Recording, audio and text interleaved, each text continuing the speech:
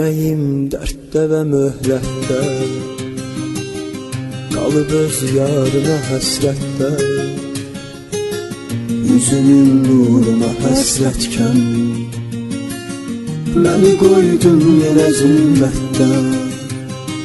Gecələr sensiz nedim ey yar, sen söyle, sen söyle. Beni bu karanlıklara tapşırma, rahmeyle, rahmeyle.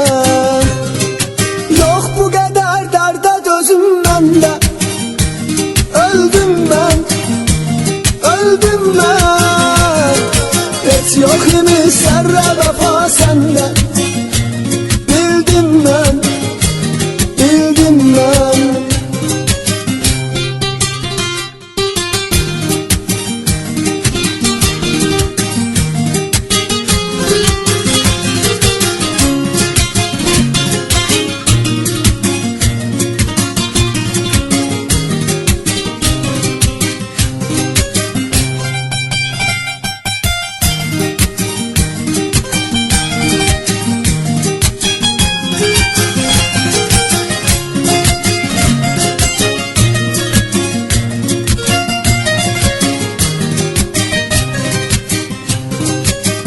Yenə ruhum gecələr yatmaz, o səni tərk eləməz atmaz.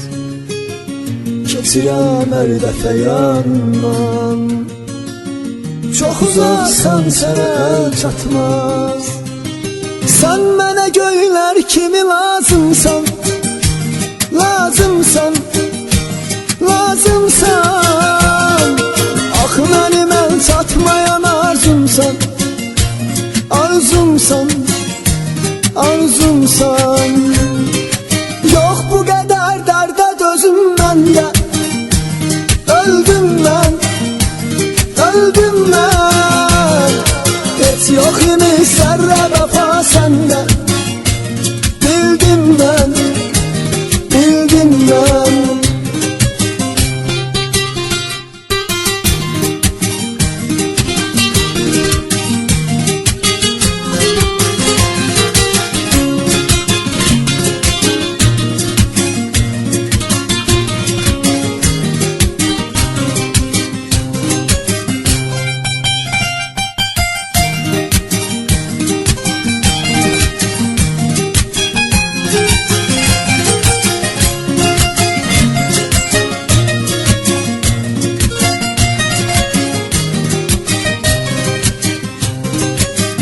Yola diktim yenə gözlərimi,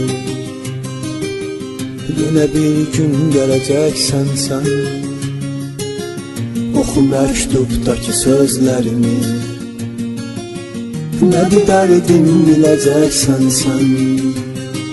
Qəlbimi məktublara həkk etdim, bildin mi, duydun mu? Hər yazılan məktuba bir arzu, saydın mı, saydın mı? Yok bu kadar darda dözüm bende, öldüm ben, öldüm ben. Hiç yok imiş zerre